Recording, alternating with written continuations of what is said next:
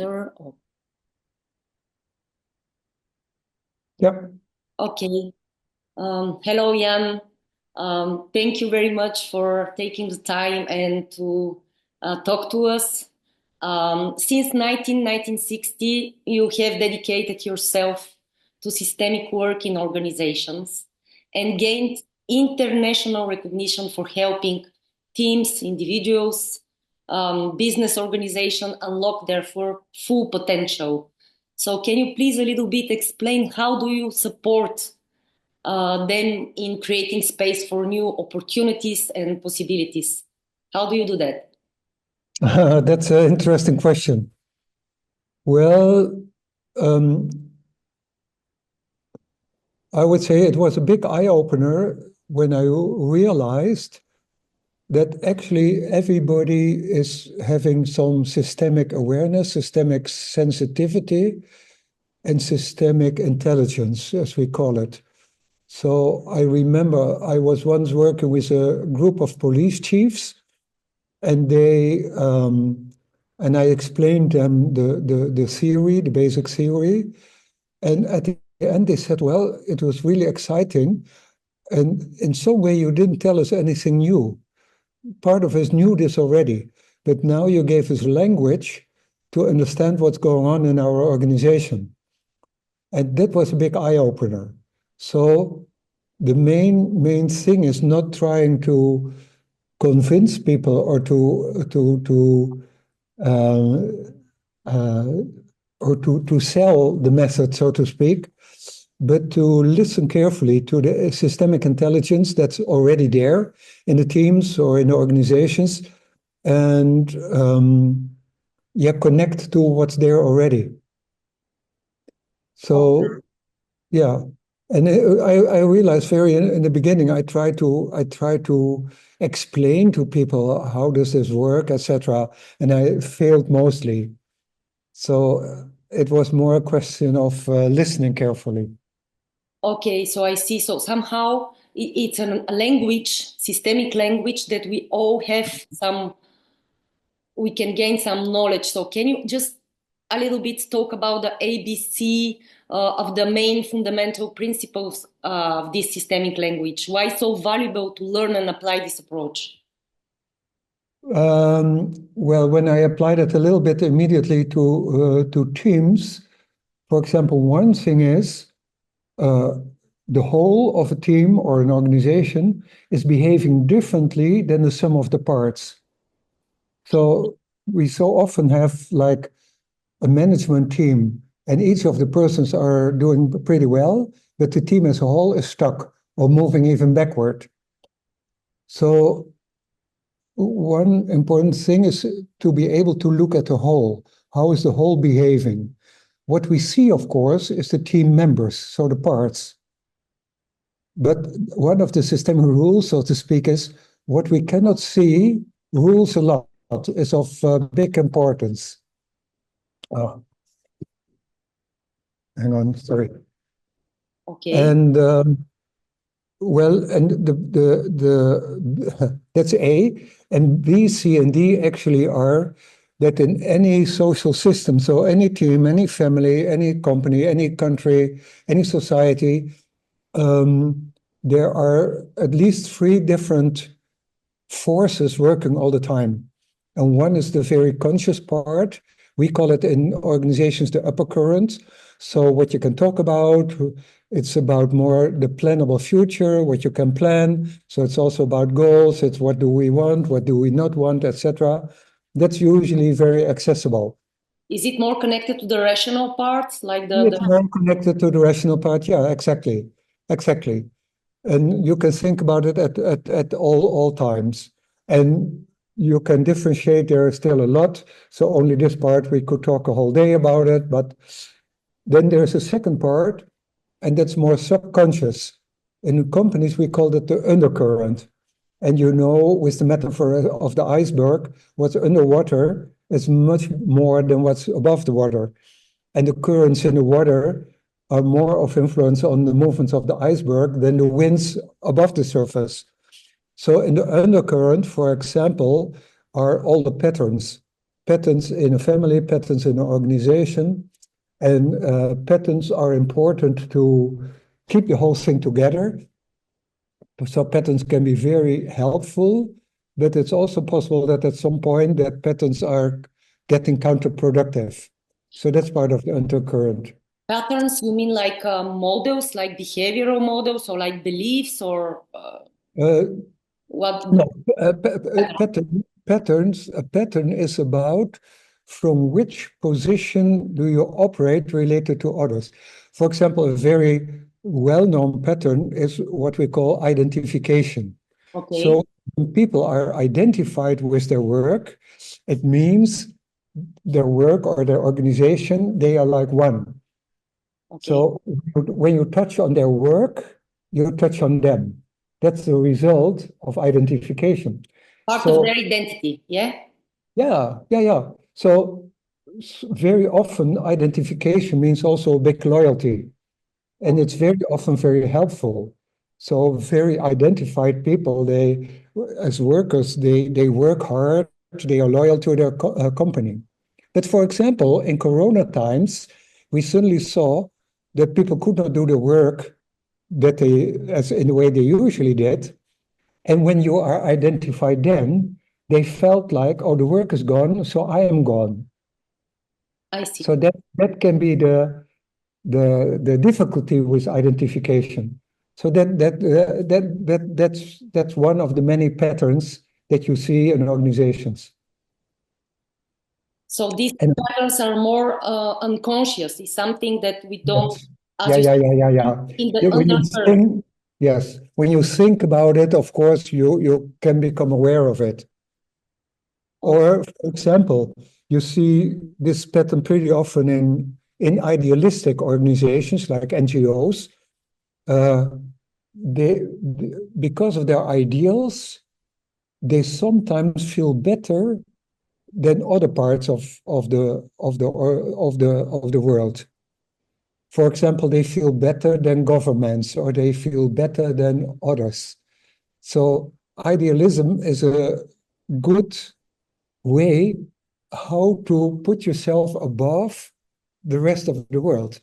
And this pattern we call parentification. Okay. So it's in this case, it's a result. It can be a result of idealism. And it's not good or bad, but it has consequences. Because it could be that other people think, hey, all the time you behave as if you feel, as if you are arrogant. Arrogant is a symptom.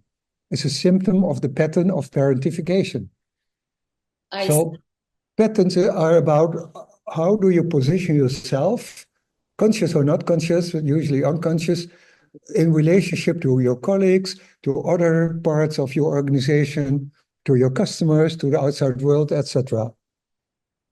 Okay, I see. So there is a right place. If you manage to take the right place, things go better in more easy way, and it's yes, correct. Yeah.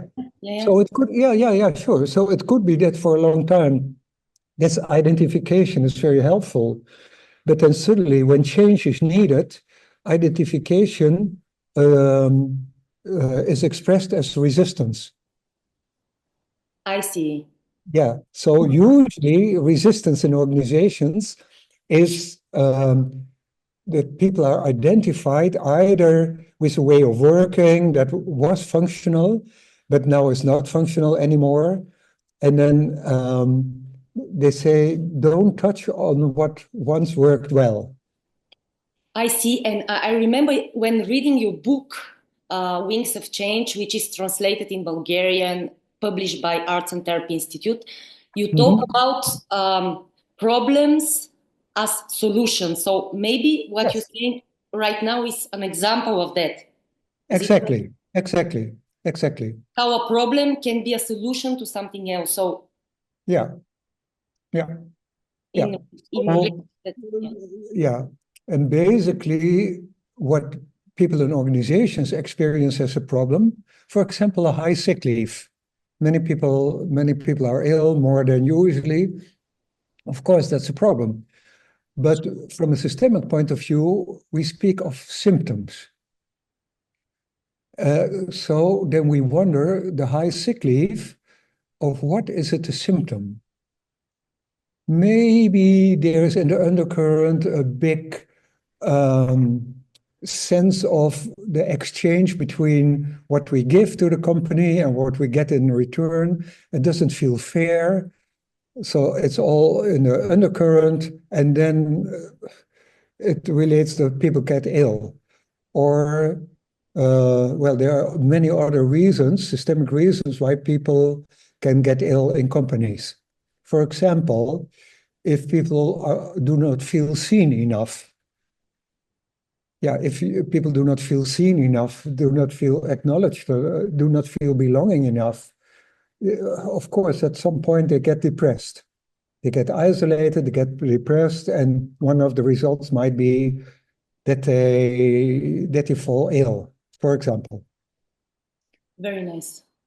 Yes. Very nice example that helps understanding how, because it sounds a little bit weird, how can a problem be a solution? But you explained it with some examples. Exactly. Well.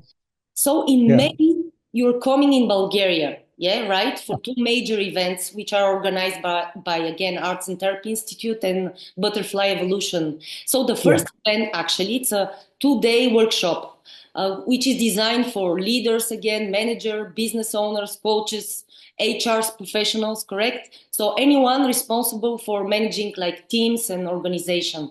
Could you share how this workshop will benefit them a little bit? What will happen? For in the workshop? Yes, well, in the 2-day workshop, which is dedicated. Oh, yeah, okay. So let's build a little bit on the example we just had of resistance.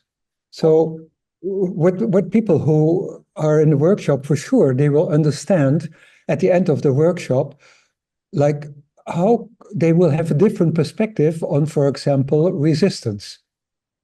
So the normal reaction to resistance is to try to pull people to where you want them to go, or you convince them, or in some cases you even punish them if they do not behave as you want to behave. But when you understand resistance as it's a kind of loyalty to something that once was important for them, or maybe still is important for them.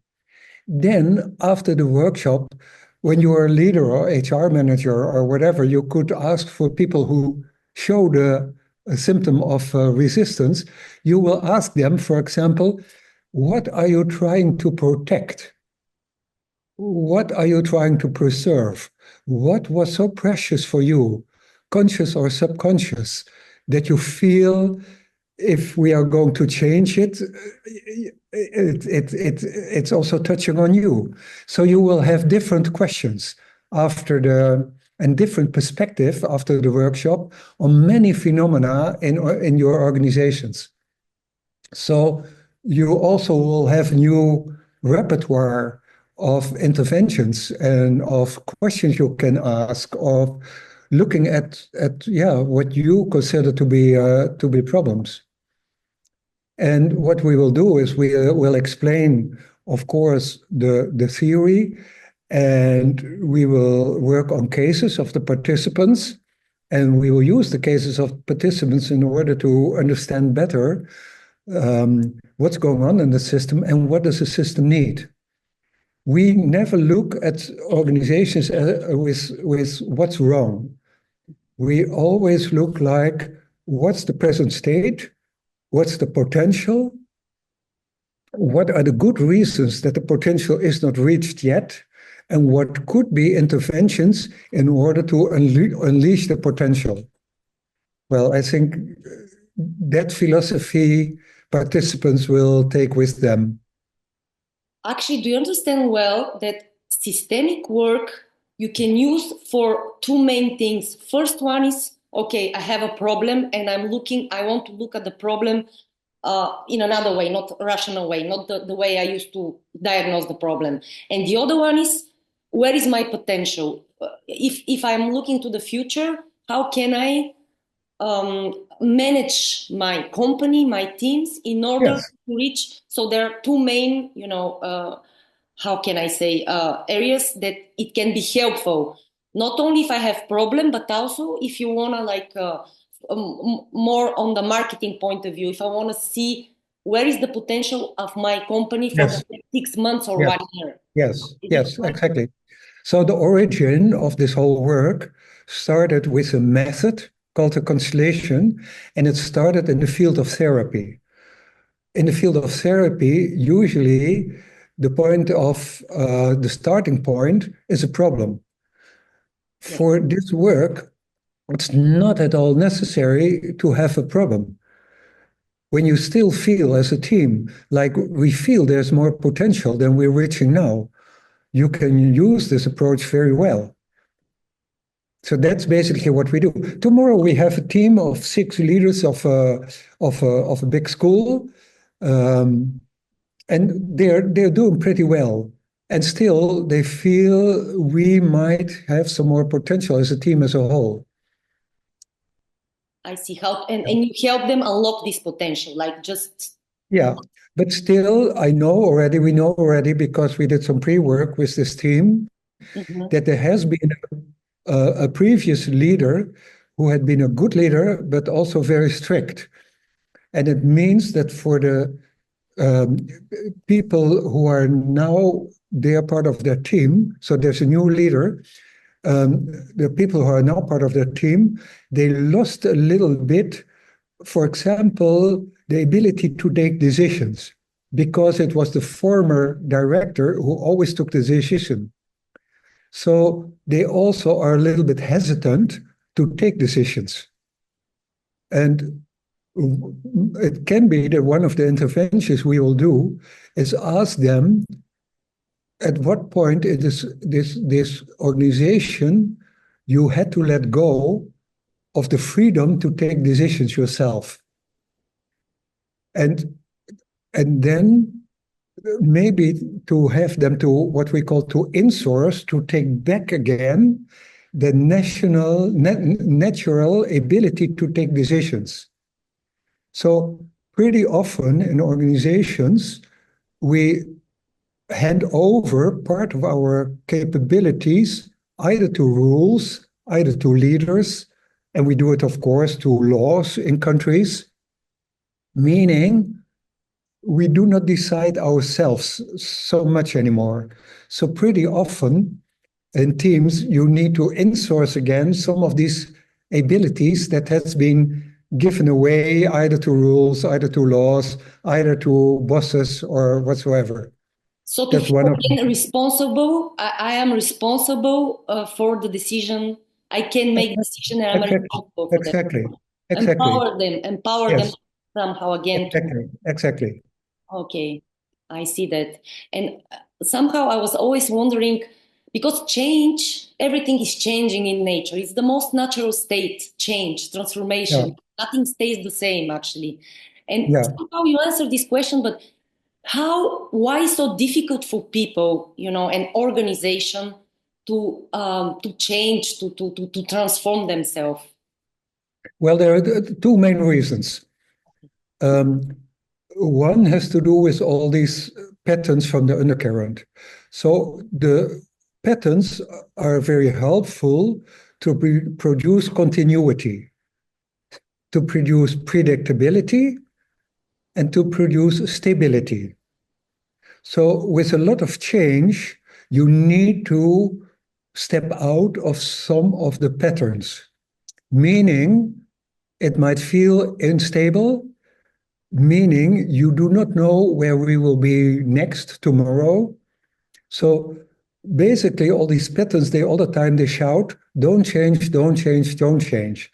So the rational part says we need to change, we need to do different things, very logic, and then nothing happens. The other reason, so one reason is all these patterns in the undercurrent. The other reason is the consequences are too big, or the consequences, we can't oversee the consequences of change. And it makes us uncertain. So we better stay with what we have now, not because it's good, but because it's familiar. I see. So like two forces. One force is Yes. the desire and the need for security, and the other force which is linked to change is taking risk and go to Yes, the unknown, exactly. surrender, and somehow those two. Yeah. Okay. Yeah. So let me give one example there. We did work with the boards of the 7 most important hospitals in the Netherlands. And their question was, can we cooperate more? If they would, it would be really a very strong force, these 7 big hospitals together. They really could be an important impulse in the Netherlands as a whole. We asked them one question: what would each of you have to give up in order to cooperate? Their answer, our autonomy. And then they said, that's a too high price. The other thing was, we do not know what we will get in return if we are going to cooperate. And since most of them were doctors, now they were the boards of hospital, but originally they were doctors, they said only if we are really sure what we get in return, we dare to do it. Was a very honest answer. So but 2 answers what made them that they decided, no, we're not going to cooperate. Okay, it gave them clarity about the decision. Yes. And at the same time, they also felt somehow it's also a pity, but of course, yeah. And that's what happens a lot, that people say, okay, we see the potential, but the price is too high. Fair answer. At least you're, Yeah. That's good. And what enables a manager in general? I know it's a general question, and it's not always possible to generalize like that, but what enables a manager to lead a team and an organization in a more effective and efficient way? Well, it's a really a long list. Leadership from a systemic perspective.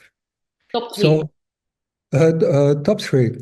You, as a manager, you need to take care that your department has a solid and acknowledged place in the larger part of the organization. If there is uncertainty about, for example, we are production, how is production related to sales, for example? If that's not clear, it's hard to produce very well. So any part of an organization needs to have a good place in the whole of the larger team, larger organization. That's an important task of a team leader. Then, of course, inside the team, there must be enough sense of belonging. There must be enough that talents are expression of life energy. Talents want to flow. You need to make sure that all the talents that they can flow. So that people can grow and develop themselves, you mean? Like Yeah. The thing is, life wants to produce more life. So the more liveliness there is in a team, an organization, the more the talents can flow, it will flow even more. It will develop itself, so to speak. Okay. And then, of course, every leader needs to know what are the main patterns of the company as a whole, of my team as a whole, but also of my employees. And that's important to know. Okay, and can you a little bit share how does systemic coaching differ from all the business coaching methods and models?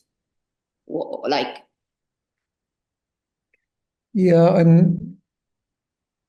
I used to be also like a classical coach, so I do not know all the all the types of coaching. For sure. But then usually classical coaching, apart from the fact that it are always more sessions, like it was usually like, okay, we go for 7 sessions and we make a contract about what we want to achieve. it's usually more about the internal parts. So usually more about a person or about a team internally, about how are they behaving, etc. It's very often also about some skills, about self-confidence. And systemic coaching usually is much shorter. It's usually giving an impulse. So we always do with a team one session, and then it has to one session of half a day or a whole day, and then it settles down. And if they need more, they come back.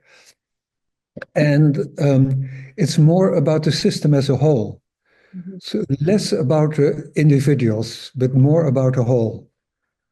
Okay, more about the relationship between the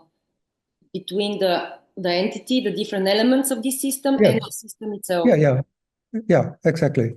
Yeah.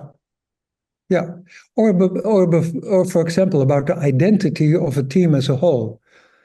So I'm pretty sure that in the team, the management team we will have tomorrow, one of their symptoms is they feel not really seen by the school as a whole, or their results do not feel really acknowledged by the school as a whole.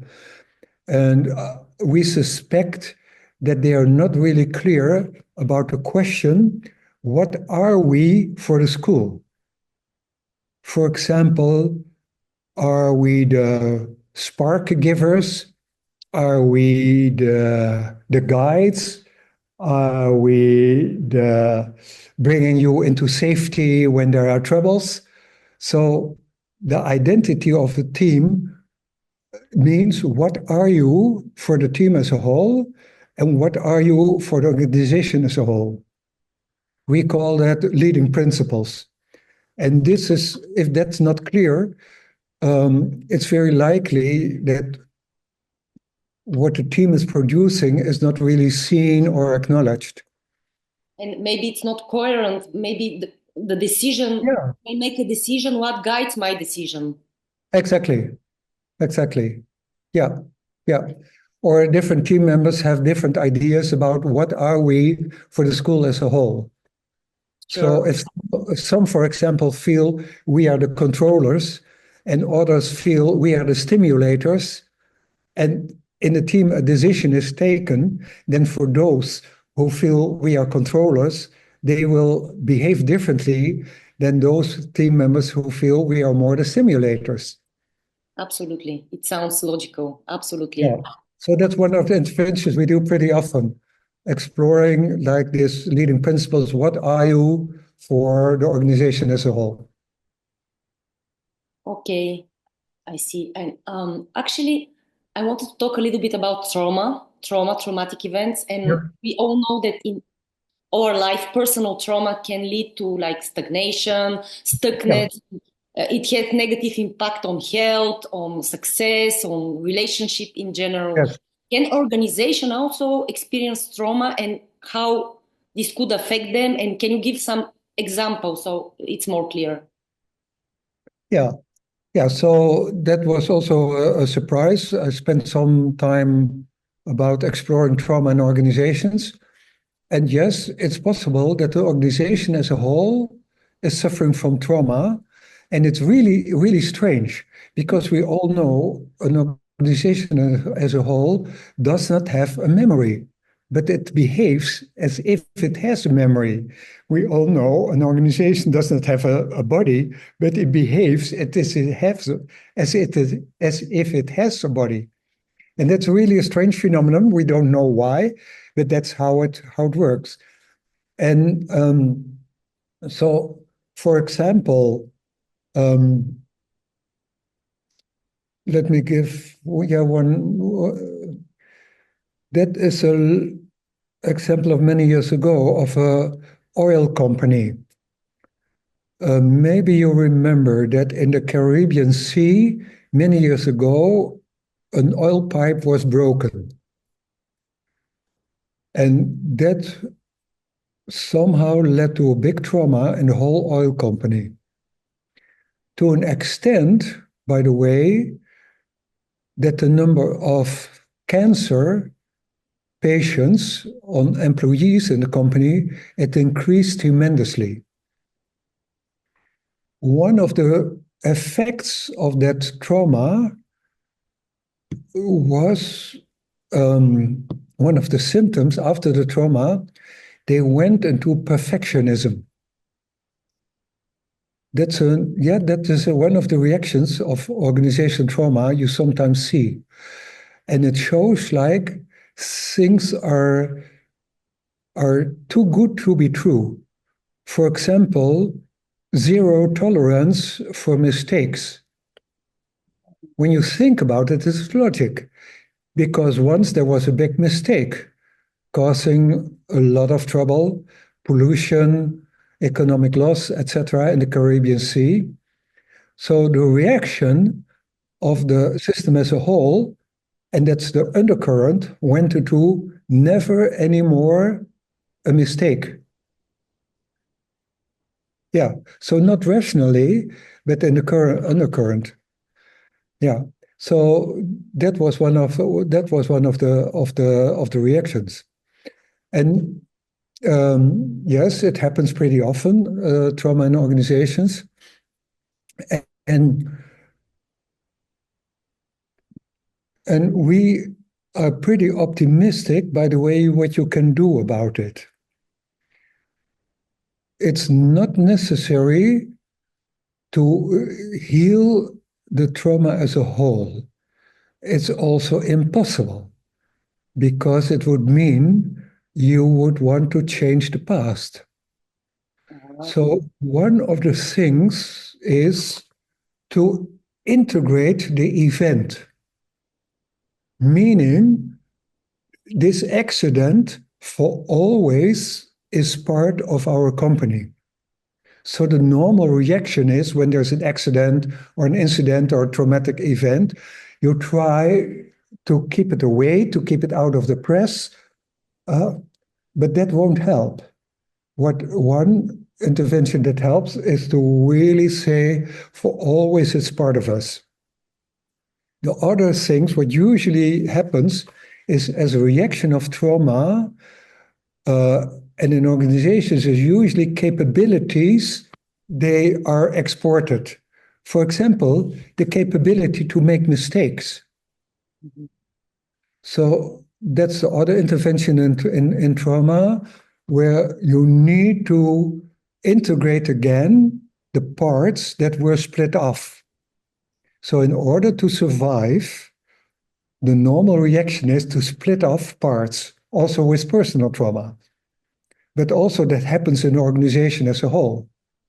So for example, if they say, we have difficulties to communicate between departments, then a simple question is, does it feel like the communication has dried up? Or does it more feel like the communication is cut off? And when they say, yes, and when they say it more feels like cut off, that's a strong indication that's a response to a traumatic event. Mm. So then simply the next question is, since when was it cut off? What happened? And then you might touch on a traumatic event. Can be small, can be a big thing. Yeah. Yeah, actually, yeah, I see. So looking at the future of society, economics, in general, business, what do you sense is most needed right now? From leaders, from people who take decisions? Oh, that's a big question. It's a philosophical question. It's so two perspectives. I would say there are two things. When we talk to A, B, C, and D, I didn't mention the D. The D is what we call the big movements in society that is coming towards us. So we call it an evolutionary force. Like in the moment, we have many wars going on in Europe. For sure, artificial intelligence is also one of these upcoming forces where we do not know to what extent will they be helpful or to what extent will they be destructive? So this evolutionary force are the unpredictable future things coming towards us. If we want to keep them outside, they will overwhelm us. So one thing about the future can be, how can we be more open to this evolutionary force instead of trying to keep it outside? The other thing I would say is to keep the willingness to want to understand other people, even if it's almost not possible. Last time I worked in China, I really became aware of this. It's sometimes so hard to deeply understand, for example, what the Chinese government is doing at the moment. But if we close that off, there will be a lot of separation, and the end result of separation will be more wars. So I would say important is the willingness to understand other human beings, other tribes, other cultures, even if it's almost impossible to understand them. Can you actually include something that you don't understand? We so often want to understand, but not exactly being empathic, or it's not linked to understanding. It's more something feeling, maybe with. Well, the big misunderstanding is that people think if I want to, for example, in Brazil, it's always about corruption. Yes. And I remember that I said to many people, like, if you want to do something about corruption, you need to love it. You need to really accept it. And they all went like, oh. But the misunderstanding is accepting it or understanding it does not mean it's something that we want. That are really different things. So if there's a lot of fraud in your company, of course, that's an unwanted phenomenon. But to want to understand fraud does not mean we want to include it as part of our company. And that's a big misunderstanding where it's helpful to differentiate between what is it that we want and we feel it's good for our company, and to understand and to accept it and to embrace also the hard phenomena. Yeah. And I think that's important for the world right now. Like connect to this force, love, which is not always linked to understanding. I can include something without understanding it. Yes. There. It's part of life there, so I don't need to understand it. It's there. I need to include it. Yes. Yeah, right? Exactly. Yeah. It's there. Yeah. And what are some of a little bit of personal question, what are some of your personal resources and practices that bring meaning, joy, fulfillment in your life? Well, one of the things is systemic work, because it satisfied my curiosity. I'm driven by curiosity. So if it helps to understand more how is the world functioning, I'm always happy. And the other thing I do is my favorite sport, paragliding, and I I can't stop doing that. So not very far from Sofia, you have Sopot. Is it that? Yeah. Yeah, in the mountains. Yes. I still have the aim once to go in October there, because then it's still good paragliding, and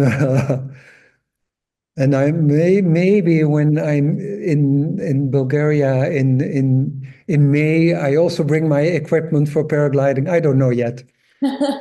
Sure, why not? Yeah, and for the rest, I like to be outside. I like to be in nature. I like to be in the mountains. I like to hike, I like to go mountain biking. So These movement again. Movement is life somehow. yeah, movement, yeah. And I'm still recovering from accident in the Himalayas I was having 3 months ago, where I had a paragliding accident. But yeah, so I'm a little bit limited at the moment in movement, but But it doesn't stop you. The accident, look how no, nice. It no, doesn't stop no, you I to need do your no, favorite thing. no, I need to move again. I need to fly again. Of course. So nice, so nice. And maybe one of the last questions, I was wondering if let's say I want to become a good systemic coach and work with systemic wisdom, what are some of the qualities I should like nourish and develop? You mentioned one of them is curiosity, I guess. Which one? Curiosity. Yeah. Could be, yeah. What else? What else would you advise, like for like people who students, and because the second event you're doing in Sofia, it's more designed for people who have already, who work already with constellation, business, systemic. So, what are some of the qualities that you advise us to build on, to nourish, in order to be a more good systemic? Yeah, well, one of the things is why you work systemic. You need to sustain, no, to keep away for some time your judgment and your opinions. So it's really being able to look at the system without any judgment. So of course, human beings are having judgment, but while you want to look in a systemic way, you need to leave your judgment out for the moment. How do you do that? You yourself, how did you, like, it's some kind of meta position that you're I don't have so many judgments. you don't have. No, not so many. Of course, when I'm attacked, or then I might have judgment. But while working, no, yeah. Oh, the other thing is, do not want to help. I'm so happy by nature. I'm not a helper. Yeah, because it's very simple. When you have judgments, so suppose I have a judgment about you, there's something in between you and me, and I can't see you clearly anymore because I more see my judgment than I see you. It's a filter. Yes, it's a filter. And it's the same with helping. Okay. When I try to help you, I see maybe more your needs, or I see something different, or I project my own needs on you. So not wanting to help is very helpful to do systemic work. And then you have a little bit like being able to look at the whole instead of the parts, and to have a sense of what is not visible. So for example, patterns are not visible. They are there anyway. Or the whole, when you have a team, yeah, you see the parts, the whole is not visible, but it's there anyway. So can you Zoom out a little bit, or yeah. It's also like a meta vision, but also what is not said. So people talk a lot, but what's not said is as important as what is said. So can you open up for what is not said, but still is there? beautiful.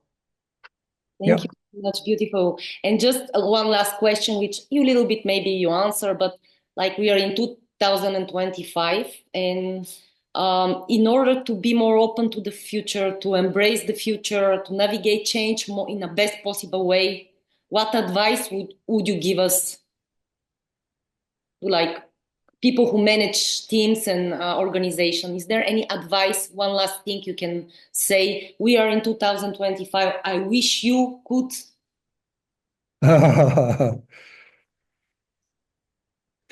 Well, the first thing that comes up is I wish you good being with yourself and good being whole with yourself. So it's not about staying strong, it's about staying whole. as a person, as a team, as an organization, as a society, because the more you stay whole, the more resilience there will be, the more flexibility there will be. Wow, I just felt this message in my body, like, Mm. wow, thank you very much, Jan. It was really a pleasure to talk to you.